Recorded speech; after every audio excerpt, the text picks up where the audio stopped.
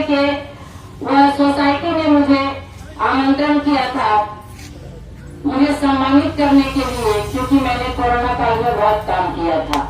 लेकिन सर्वन सावधि के चलते मुझे उस प्रोग्राम के बीच से उठ के चल जाना पड़ा।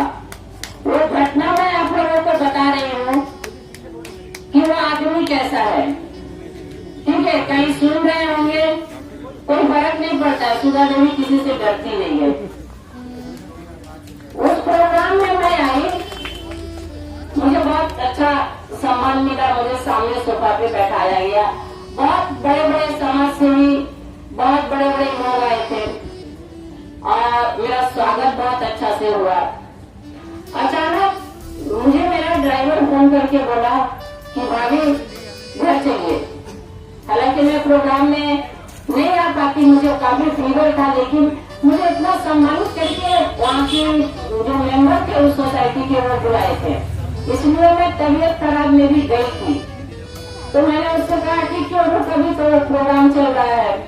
तो बोला नहीं, जल्दी घर चलिए, नहीं तो यहाँ बहुत बड़ा झमेला हो जाएगा। मुझे बहुत आश्चर्य हुआ कि ऐसा क्या हो गया भाई। तब एक लड़के ने मुझे धीरे से आके कान में कहा कि दीदी आप निकल जाइए, क्योंकि क्लब के लड़के बोल रहे हैं कि यहाँ पर बीजेपी की नेत्री आई है। मैंने बीजेपी का नेत्री होना उसलिए उस समय मेरे लिए अपमानजनक हो गया।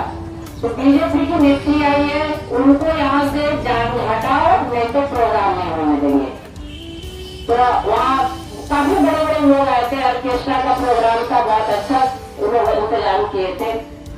अब जो संस्था वाले थे वो बेचारे बहुत शर्मिंदा हो गए। वो तो मुझे डायरेक्ट आके बोल नहीं सकते थे कि हाँ आप यहाँ से चली जाइए। और वो लड़के धमकी दे रहे थे कि आप इनको हटा, इनको जाने वाले, नहीं तो प्रोग्राम हम नहीं करने देंगे। तब मैंने एक जगह फोन लगाया। तो आप लोगों को पता है मुझे क्या पता चला? मुझे पता, मैं वहाँ से उठी, वहाँ जो मेन दीदी की महिला, उनको मैंने कहा कि दीदी सीट गिर रहा है, ठंडा लग रहा है मुझे, देखिए हमको बुखार है, हम बैठ नहीं पा रहे हैं, हम घर जा रहे हैं। एक बहाना करके मैं वहाँ से निकल गई। जब मैं वहाँ से निकल रही थी तो मैंने देखा मेरी गाड़ी जैसे ही पार हुई, पास में एक छोटा सा मैदान था, वहाँ 20-25 लड़के पूरा झमेले के मूड में तैयार थे। मैंने एक जगह फोन लगाया और एकदम मैंने डायरेक्ट पूछा कि 77 नंबर वार्ड में मेरा प्रोग्राम था एक, मुझे वहाँ से जाने के लिए बाध्य किया गया, पता लगाओ अग्निमित्रपाल या कृष्णन। मैंने ये दो नाम ही दिया, क्योंकि मैं जानती हूँ कि ये ऐसी हरकतें यही लोग कुछ लोग हैं जो कर सकते हैं। तो इन 5 मिनट के अंदर मुझे पता चला कि अग्निमित्रपाल ने सरवन साहब को किसी लड़के से फोन करवाया था और बोला कि सुधा देवी संगे আমার ভালো রিলেশন নাই, আপনার ওয়ার্ডে গিয়েছে, ওকে এখান থেকে বেইজ্জত করে বার করুন।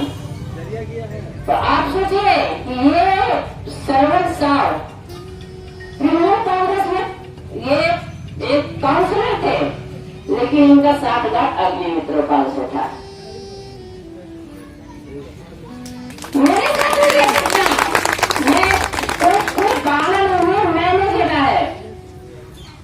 तब जब जैसे ही मुझे ये पता चला, मैंने सीधा एकदम कैप्टन लाखो और अमरनाथ चटर्जी को फोन किया।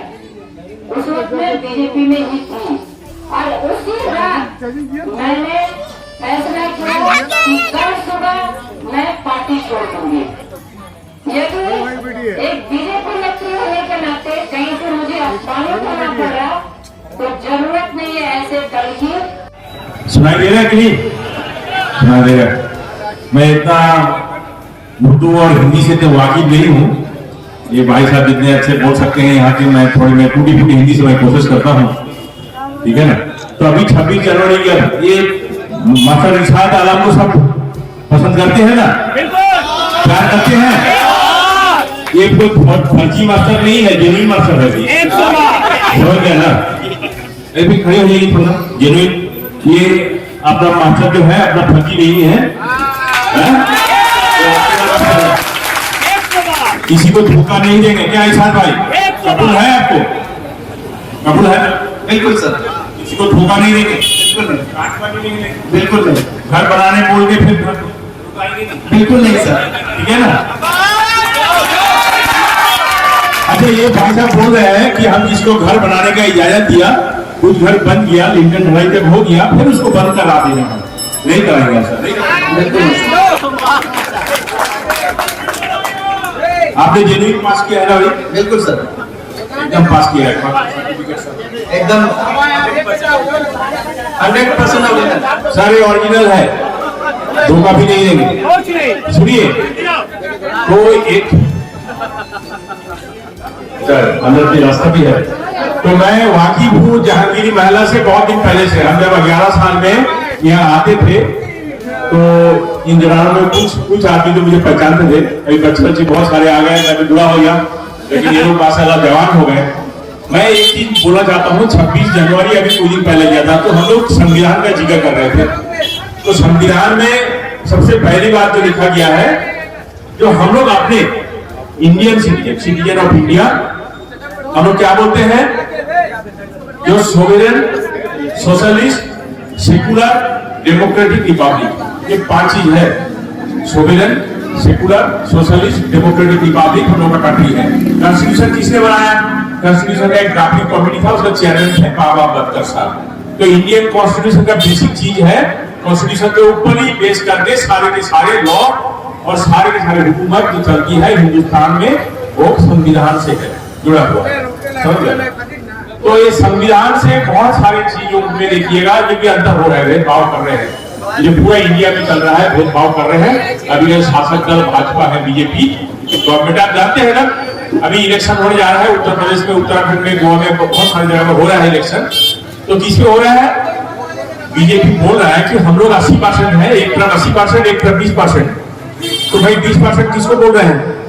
वो बोलते हैं, खुलेआम बोलते हैं कि मुसलमान लोग जो हैं जो वोट मत दीजिए, हम लोग को वोट मत दीजिए, आपका दामन गंदा हो जाएगा, आप वोट मत दीजिए। तो इस तरह से डिवीजन करते हैं आदमी।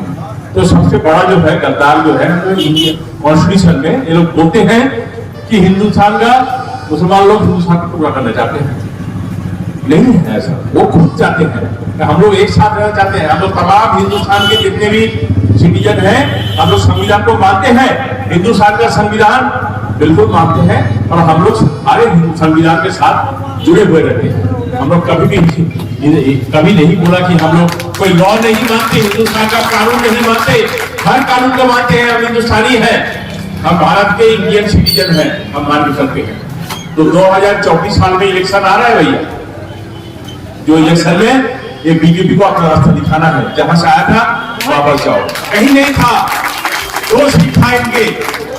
अभी हम लोग ने इसको बढ़ा दिया करके, इसको बढ़ा के आया, और क्या ना मुसीबत हम लोग ऊपर गुजरा है। आप जाइए, हम लोग तो बंगाल में इतना खुश है, खुशहाली रहते हैं, खुश रहते हैं, किस लिए रहते हैं? ये ममता बनर्जी के कारण है, क्योंकि यहाँ उसका भेदभाव नहीं है, कोई जाति के ऊपर भेद करके, कोई कास्ट, कोई रिलीजन का भेदभाव नहीं है। उनके पास हिंदू, मुसलमान, सिख, ईसाई सारे के सारे एक हैं। यही जाना चाहिए। हिंदुस्तान का कॉन्स्टिट्यूशन जो है, संविधान जो है, यही बोलता है कि किसी से कोई सिटीजन में अंतर नहीं है। तो 24 साल के दिशा में हम लोग सब चले हैं, और माशाल्लाह 2016 साल में तृणमूल कांग्रेस उनको नेशनल पार्टी का दर्जा मिला है। अभी हम लोग फैलने की कोशिश कर रहे हैं, त्रिपुरा गए हैं, गोवा गए हैं, मेघालय जाएंगे, आसाम जाएंगे, और भी धीरे धीरे हम लोग इंडिया में फैलेंगे। तो 2024 हम लोग का टारगेट है। ये तो हम लोग जीते हैं, ये तो हम लोग जीतने का सीट है, ये तो हम लोग, ये कॉर्पोरेशन तो हम लोग तृणमूल कांग्रेस बनाएंगे। कोई शक है किसी को? नहीं है ना, किसी को शक नहीं है। जहांगीरी महिला में भी नहीं, कुल्लू में भी नहीं, रानीगंज में भी नहीं, किसी को कोई शक नहीं, कोई दो राय नहीं कि हम लोग इसको कॉर्पोरेशन को तृणमूल कांग्रेस बनाएंगे।